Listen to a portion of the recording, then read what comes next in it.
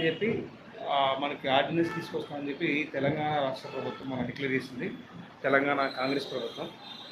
ఈ ఆర్డినెన్స్ అనేది ఎలా అంటే ఓన్లీ స్థానిక సంస్థల ఎలక్షన్లు కాకుండా ఉద్యోగ ఉపాధి అవకాశాలన్నింటిలో కూడా ఈ రిజర్వేషన్ అమలు చేయాలి.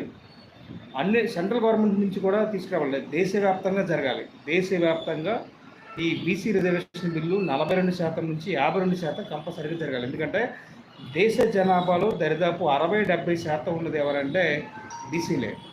60% పక్కా ఉన్నారు.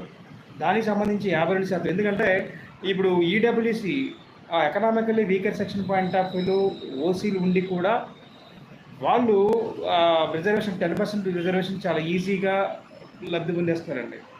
దానివల్ల బీసీ స్టూడెంట్స్ అలాగే మేజర్గా దెబ్బపడి, ఎందుకంటే ఎస్సీ ఎస్టీ పాయింట్ ఆఫ్ వ్యూలో వాళ్ళకి ఆల్రెడీ సీట్లు డిక్లేర్ అయ్యాయి కాబట్టి వాళ్ళు టచ్ చేయడానికి లేదు.